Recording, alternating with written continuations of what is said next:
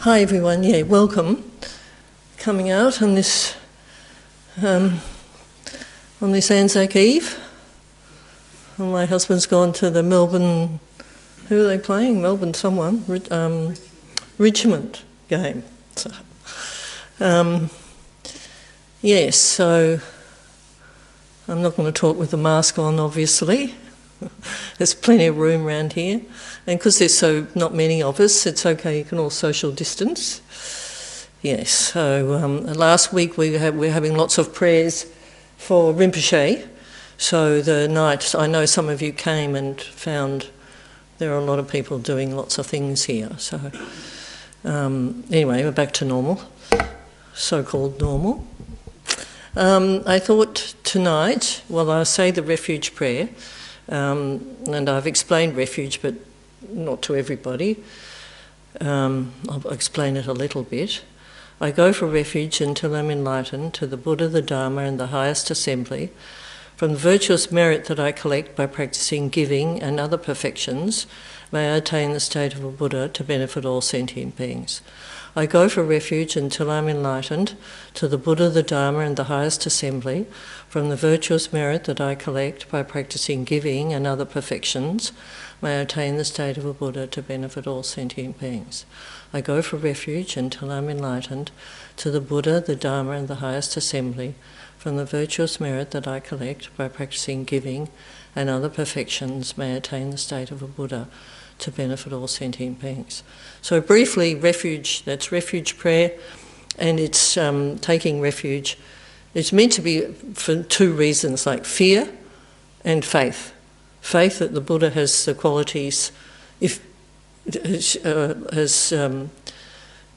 can show one the path to attain enlightenment, and fear of going to lower realms or lesser rebirths, because the Buddha, or following the path of Buddhism, will prevent one from going to lower realms, especially if one sort of practices the 10 virtuous actions, not killing, stealing, all those sort of things. So that's meant to prevent one from going to other rebirths. That's if you believe in reincarnation, which of course the Buddhists do. So tonight, I thought I'd talk about attachment. Now, attachment is, wanting, grasping, wanting to hold, wanting to have something, or even somebody, some person. As distinct from love, it's often distinguished from love which is to, wishing others, all others to be happy, like really wishing their happiness, whereas attachment's sort of wishing, hoping for our happiness, for my happiness.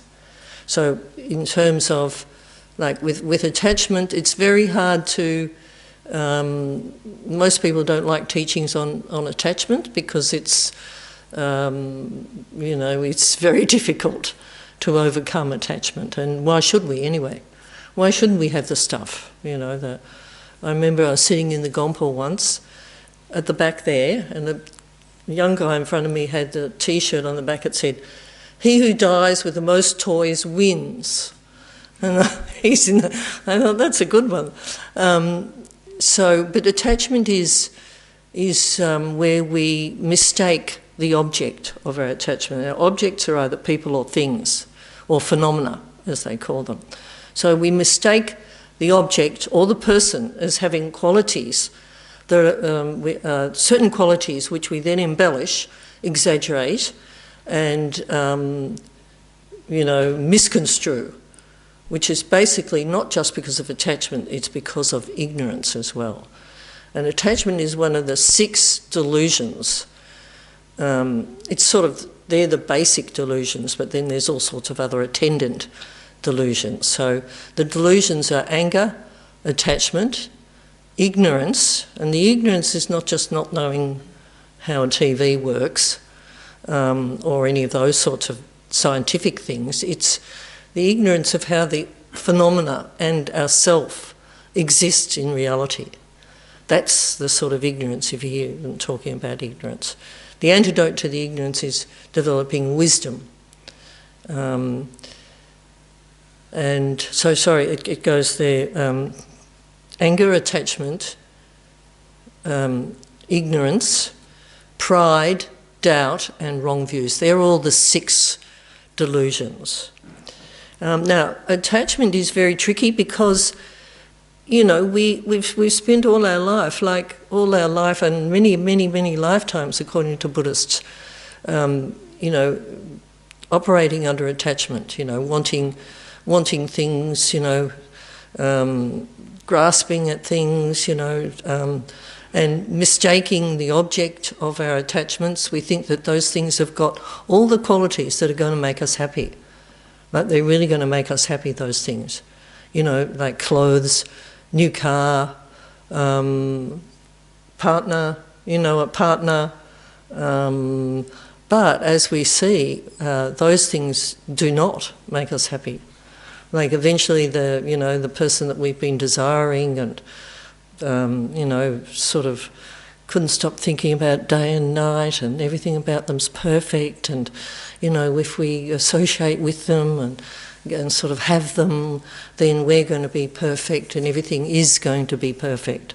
But as we know, you know, after a bit of familiarity, that person doesn't have those qualities. They might have lovely qualities and be a really nice person, but they don't have those qualities that we've exaggerated, that we've embellished on, that are going to make us perfect.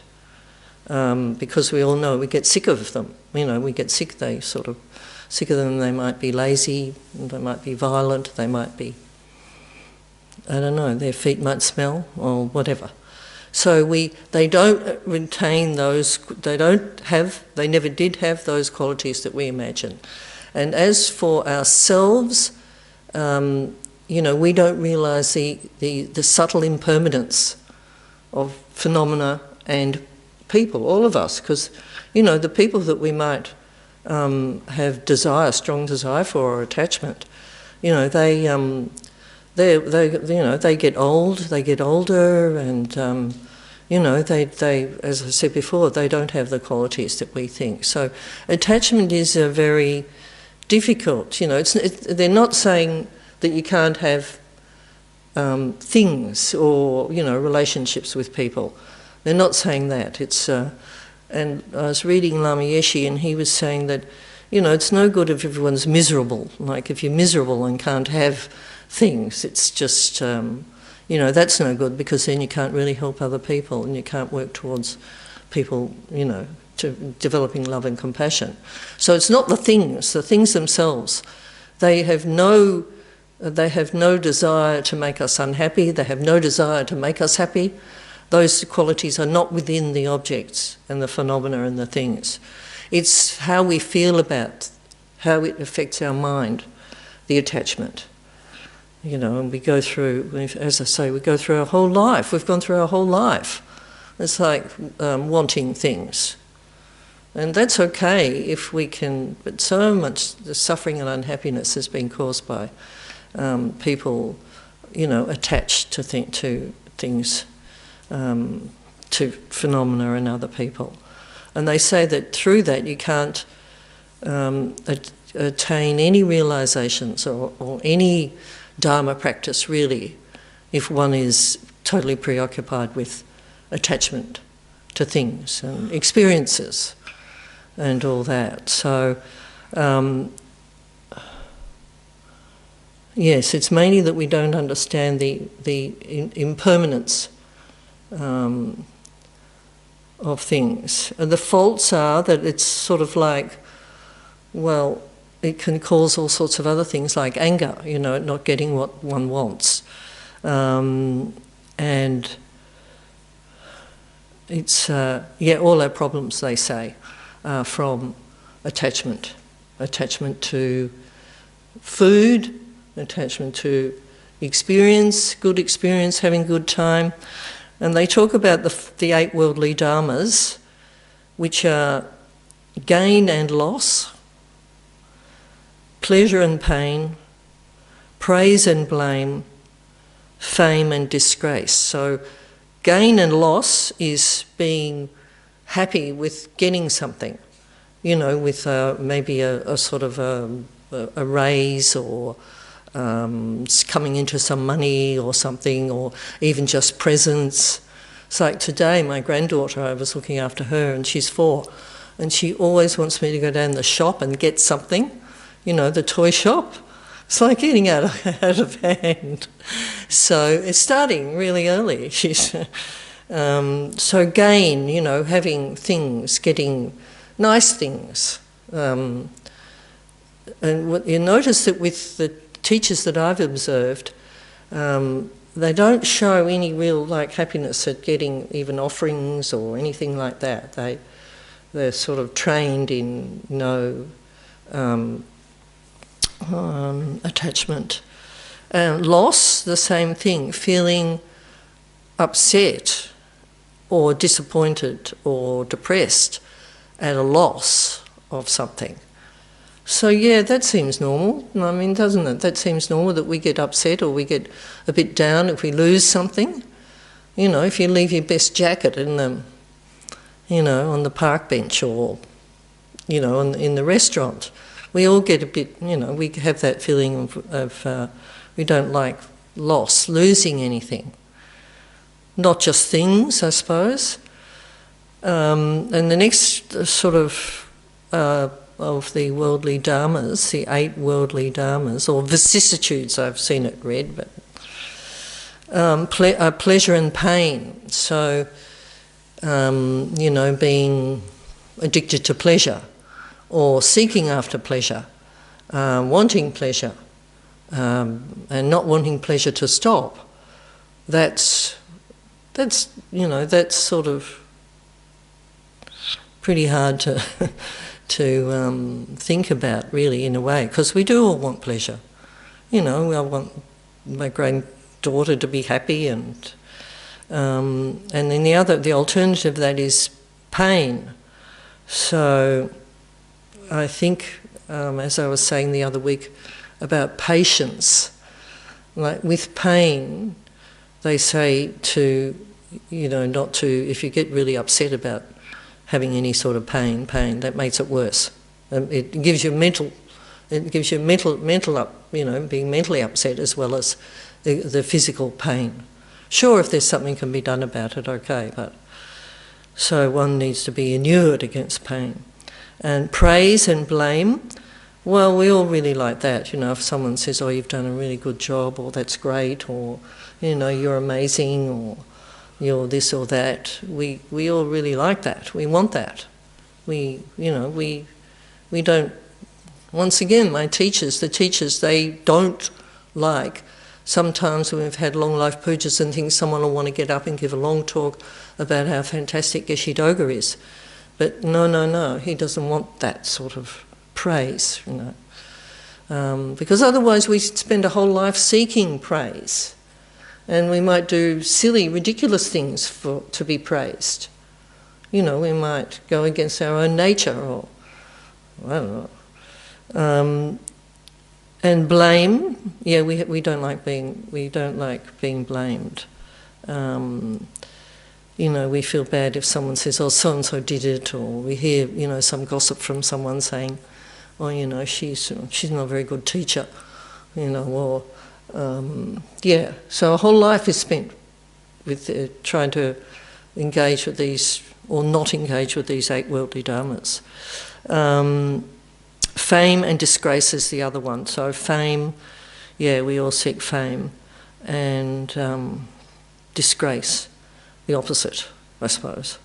So we seek fame. Lots of people do sort of, really weird things for fame. It was one of the things I was reading was about a meditator who was up in a cave, and they said that, he had no attachments to things, but he did have attachment to being a famous meditator in the cave, sort of. So you can't get away from it, really. So yeah, they're the 8 worldly dharmas. They're the I think the one of the most popular and main stories about giving up attachment is Milarepa. You might have heard of Milarepa. I think he killed a whole lot of relatives and he did some pretty bad things, but then he went into severe austerity and gave up everything except even his begging bowl. He said he didn't, want to be attached to that. So if anyone reads the life story of Milarepa, that's a very big story about attachment. So I thought we could do a meditation. I was going to talk a bit about the antidotes to attachment. The thing is to analyse sort of what you read and what I've been saying, and is that right for you? Does that apply to you? Do you find that? Do you find that what I'm saying to certain degrees applies to you? Have you experienced that in your life, or do you think, oh no, look, it's good to have stuff. It's sort of, and I've been in a happy marriage for 60 years, so what are you talking about? But we need to analyse for ourselves. Do we suffer from attachment? So one good thing is to analyse, to analyse our mind. The whole thing with Dharma is about transforming our mind, how we feel about things. It's not about having those things, it's about, transforming our mind. So we need to change our mental attitude, and one doesn't really get over attachment until the 8th bhumi, which is a very, very highly realised state. People still have attachment even until they reach that very, very high state, which is a bhumi is like a ground. You have these different levels of grounds of progress through the path. So, and also, it's not as though we're going to be, we want people to be unhappy. It's mostly that one needs to look at our, how our mind's progressing with all these things. Because the objects that I was talking about before, they don't have inherently those qualities. Yeah, sure, they look nice, and there's things that are more beautiful than other things, but they don't have this inherent existence within themselves. And just like we don't have an inherently existing I, but it arises. It arises in situations of attachment, and in situations of being accused or being angry, but that doesn't exist inherently either. So we can do some meditation. I was going to talk a bit about meditation. Meditation can take one from just trying to calm your mind, just trying to have some sort of calm mind, to very, very high realisations. And when we talk about these bhumi, these grounds of realisation, it's from meditation. So it's through the power of meditation and focus that one realises these things. So one can intellectually listen and read about attachment and anger and wisdom, but it's through meditation and concentration that one cuts through and realises those things, which I say is at a very advanced level. So that's the power of meditation. And I was reading in a book about mind in Tibetan Buddhism, and they were talking about mind, they were talking about perception, they were talking about direct perceptions and conceptual perceptions. So seeing something directly, or conceptualising, seeing it through an image you have. And the main thing is conceptual perception. Direct perception's doesn't take us that far, but it's the mental direct perception that is the meditation which in which one can attain physical pliancy, they call it. That's at a very, make the body's physically pliant to sit in meditation pose for a very long time, as long as one wants. And also the mental pliancy, the mind can just go directly to those realizations. So with meditation we sit in a comfortable position.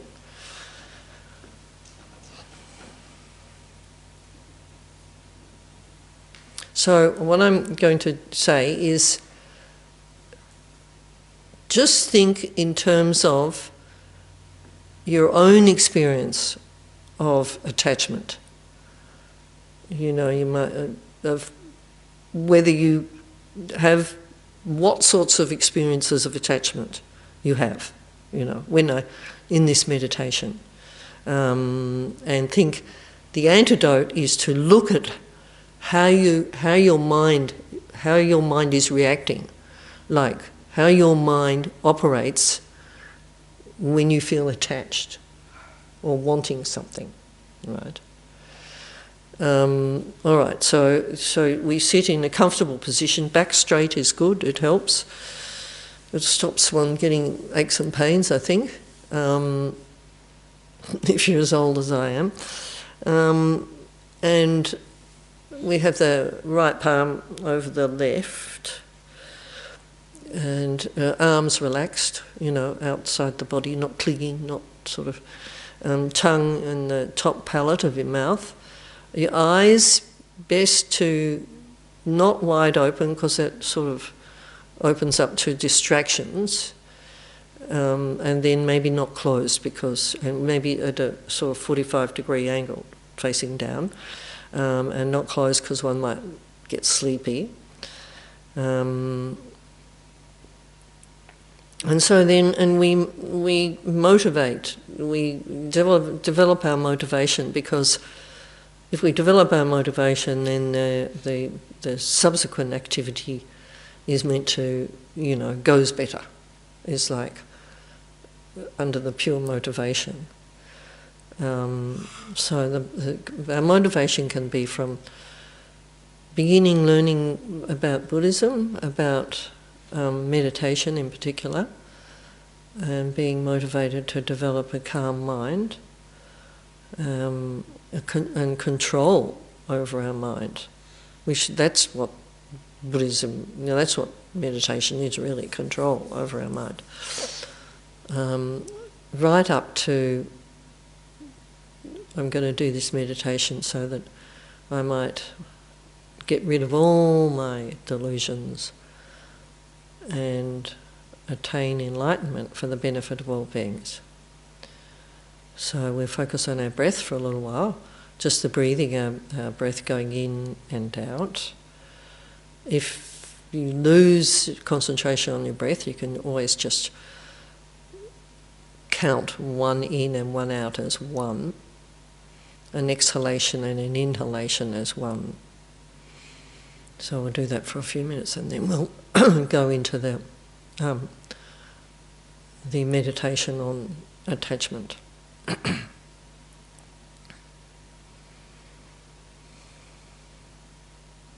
Just focusing on our breath for a minute or two.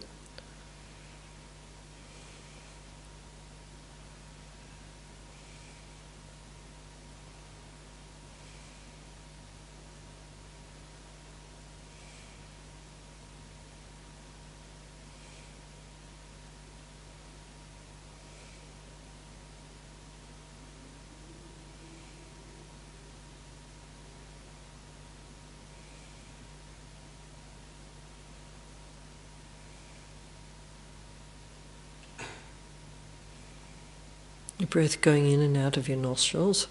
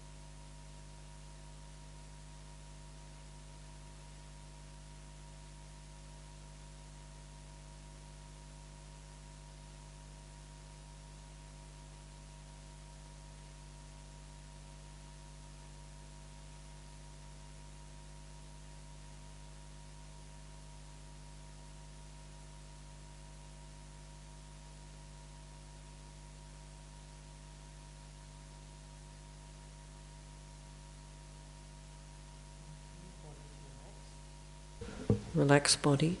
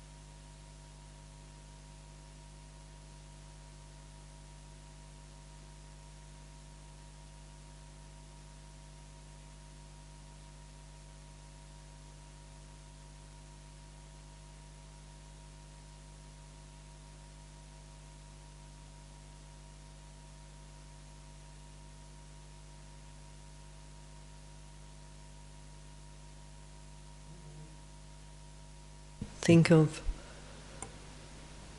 your experience of attachment. Whether the object of your attachment really has the exaggerated, embellished qualities that you think. And how does your mind react? What's happening in your mind in regards to attachment?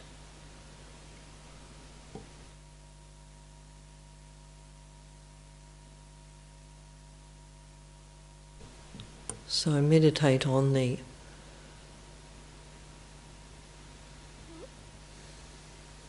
disadvantages of attachment.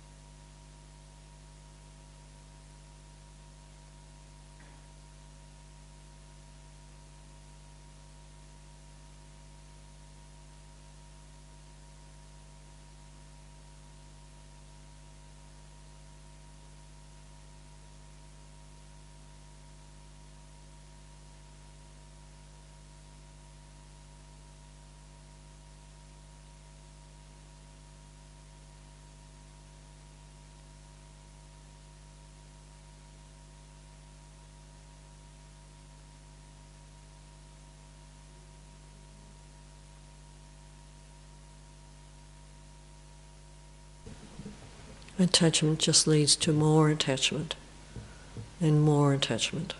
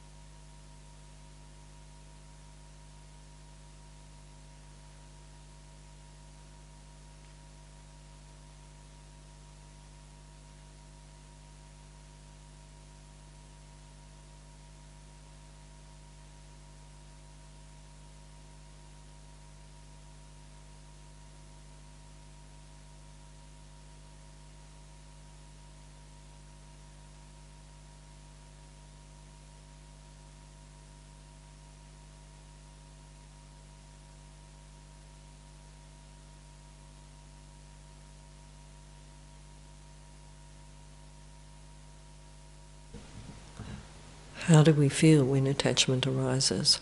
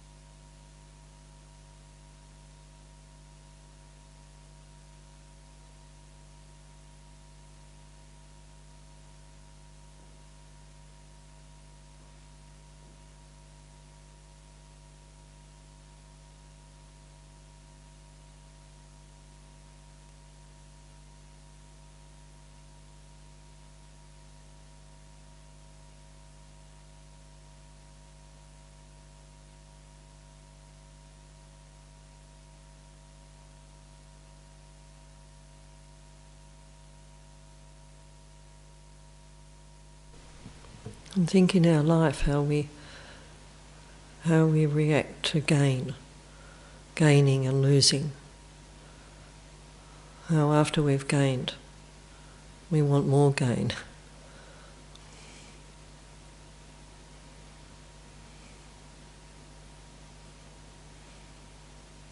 And how devastated we are about loss.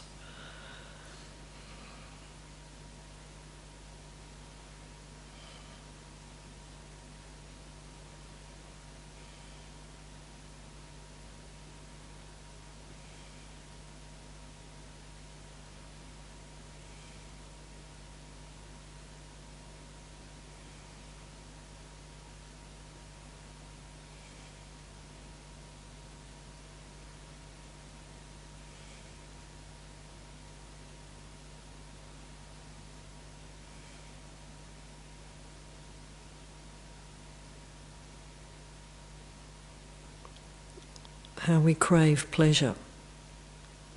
There's no end to it.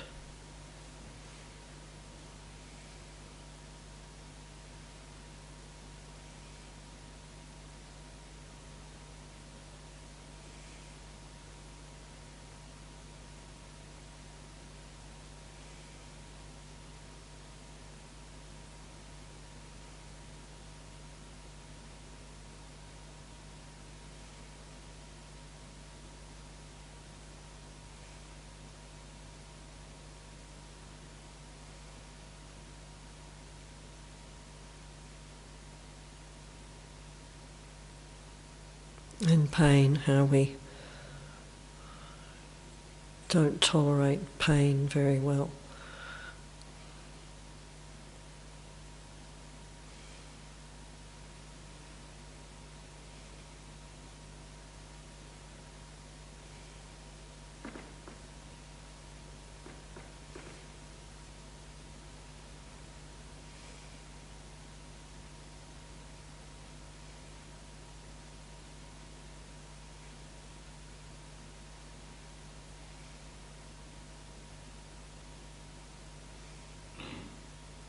How we do, even if we don't seek praise, we really like it.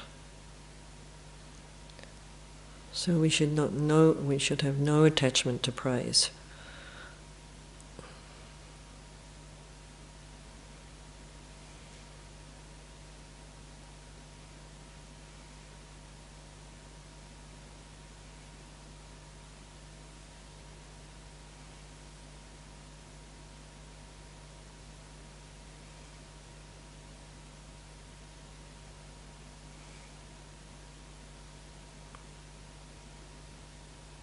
And we can't stand blame.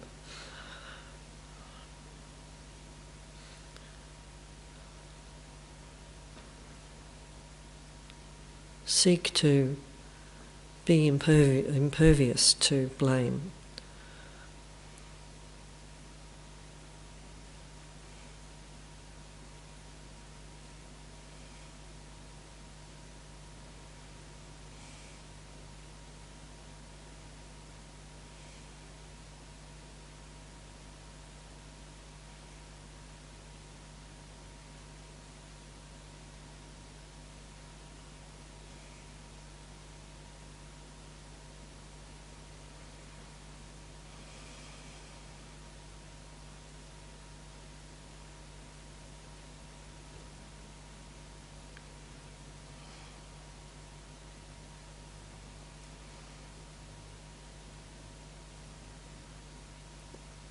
As for fame,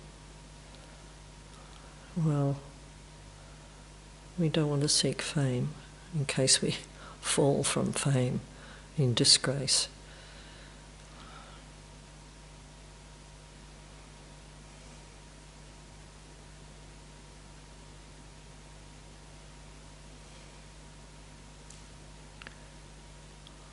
And now if we think of all the sentient beings, all the sentient beings, not just people, humans, animals,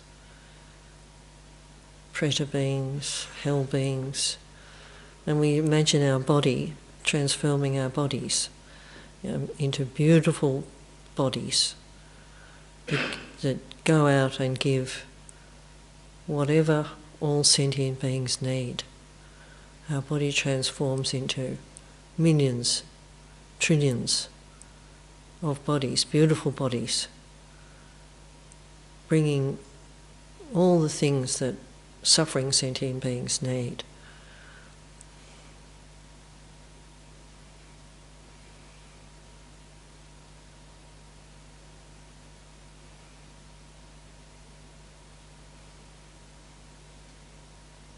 And we do it with compassion.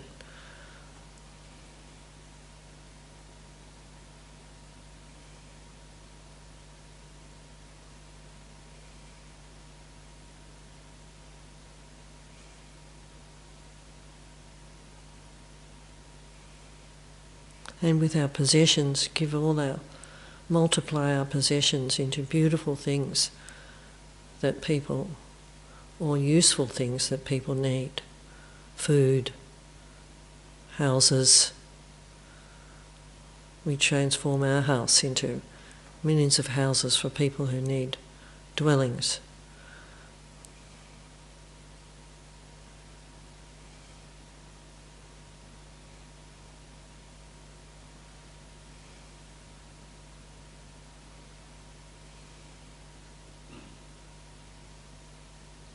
And food for people.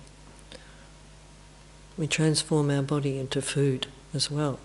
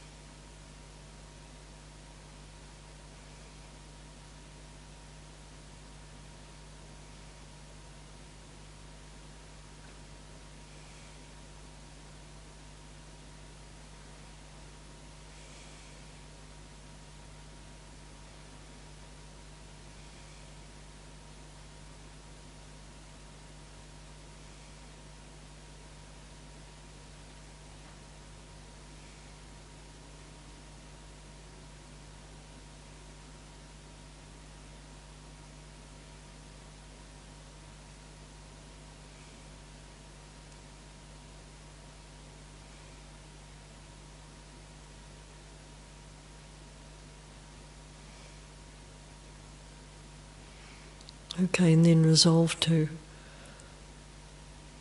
understand attachment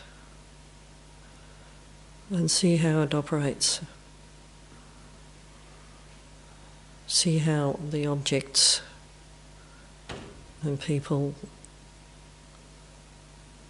see whether they have those qualities. And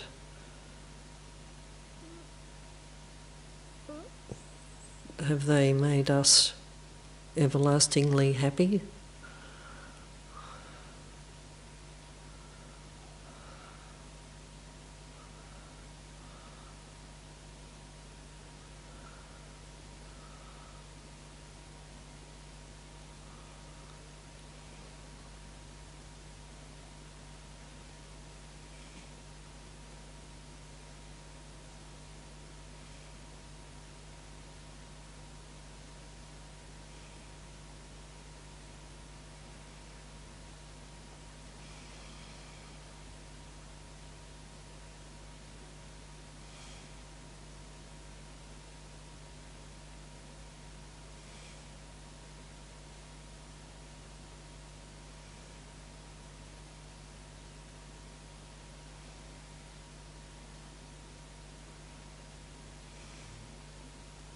Resolve to lessen our grasping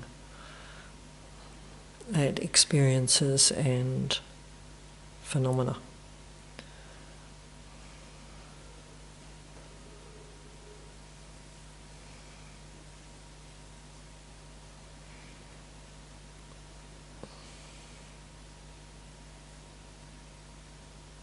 Okay, and then we can dedicate. Usually we sort of dedicate any merits that we've gained from this meditation for the benefit of all beings, for love and compassion and the benefit of all beings. Okay, we can come out of that. Of course, giving away your bodies and houses and possessions doesn't mean everybody's going to be happy all of a sudden, does it? You know, all those people going to have the wealth they need and the happiness and all that. So, but we do it to lessen our attachment. We do it to develop our love and compassion, our awareness. And maybe one day, we will be able to help people a lot more than we can now. So it's all about, and there's another practice which I noticed Ross was going to do called giving and taking. It's very similar, taking on the suffering. It's all to break down our very solid egos, our very solid self, sense of self. So I was thinking I should do, in terms of seeing as though this is the last Monday of this segment, I was thinking of doing what I do when I'm upset sometimes. I do Tara mantras, and I noticed Geshe Doga said do Tara mantras the other day, and His Holiness Dalai Lama said for COVID do Tara mantras. And this is Tara, the green Tara, everyone knows, I suppose. And the Tara mantra is Om Tare Tu Tare Tu E Soha. So, as I say, if I'm upset, I try and do Tara mantras. And imagine Tara, we can do it for a few minutes. Imagine Tara, green Tara. Now Tara, the deities have been normal people who became enlightened. Like the Buddha, he was a prince, but he went off and gave up the princedom. So that's what I sort of liked about Buddhism when I first sort of became interested, was that they're all normal, they're all people who developed very high qualities, like develop these amazing ability of powers of concentration, incredible universal love and compassion, not distinguishing between anyone. So the deities, the Tara, or the Buddha mantra, or the Buddha mantra is Om Tare, Muni Muni Maha Muni Soha, all that. So, but with Tara, imagine green Tara. We can do a few minutes of it now. So imagine Tara. Tara has Tara's right hand. Sometimes hard to see the detail, but her right foot is going out, sort of like that, like out. That's meant to symbolise ready to help, willing to help and engage. So, and then the other hand is in a sort of refuge granting gesture, to all sentient beings. And she has often, the deities have white light coming from their crown and red from their throat and blue from a hum at their heart. The hum's that, I can't really sort of... So you can imagine Tara with the Om Ah Hum, which is the Om Ah Hum, and you could either say Om Ah Hum, or Om Tare Tu Tare Ture Soha. So I just imagine Tara, or visualise Tara, and think and say the mantra Om Tare Tu Tare Ture Soha, Om Tare Tu Tare Ture Soha, Om Tare Tu Tare Ture Soha. So I sort of say that and imagine the light coming from Tara, and do a few malas, of the beads of Tara. So in terms of, Geshe Doga said that for Rinpoche's reincarnation. So anyway, so I'll just do a few minutes of that if you want to just relax.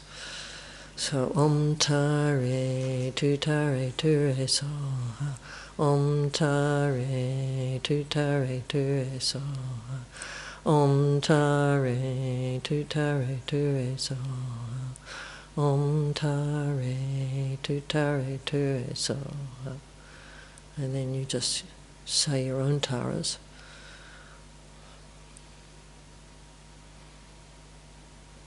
With the white light and the red at the throat, giving you all the blessings.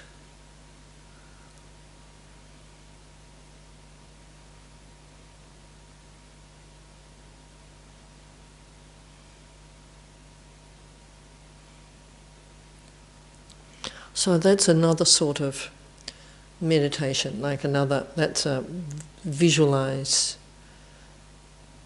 There's the analytic meditation that is like we did with attachment, and there's visualizations. So, visualizing meditation, the two different, and single-pointed meditation, which is, focusing concentration. And ultimately, if you can develop single-pointed concentration, you can develop calm abiding, and then you get all those qualities that I was talking about before. And then you can develop renunciation, which I haven't gone into, but I thought I would mention, I meant to, because it's been cut short, I was going to do more visualization. So does anyone want to argue with me? Or say, disagree? Ask a question? So we're all fine with attachment, are we? Do we? Yeah. So I think the main thing about that saying about attachment is that it leads to more attachment. It doesn't lead to happiness. And it hasn't given us any lasting happiness. None. because we still get grumpy, we still get upset, we still get annoyed. So we don't have any lasting happiness. We've got happiness, you know, and we're all really lucky, I imagine. We're all really lucky to have even associated with the Dharma. But yeah, and we, you know, we're all sort of fine, but we don't have lasting happiness because we, as I say, we still get annoyed and, you know. So think about it. Think how these things affect you. You know, think about what happens in your mind. You know, like, but be happy. I mean, I don't think people should be miserable and not allowed to have anything. But just how do those things, you know, have they ever given us any happiness? Yeah, briefly, yes they have. Yes they have. But I look at like my husband with his car, you know, if he gets anything wrong with it, like he loves that car, and any dent, anything, like really upset. Which is, what can you do? If there's nothing you can do about it, you know, but if there is something you can do about it, don't worry. If there's nothing you can do about it, don't worry. I mean, it's not as though we're saying, you know, don't think and don't feel and don't, you know, like sort of dumb down sort of thing. I think if one meditates and thinks on these things, one has a clearer, more insightful, you know, incisive knowledge and ability to think. So, you know. All right, well, everybody, have a good Anzac Day. You're going to the Anzac March. And I think Ross is teaching, if anyone knows Ross. I think he is, or maybe not. But you can have a cup of tea out there if you want to. And thanks for coming on this holiday, sort of. Thank you.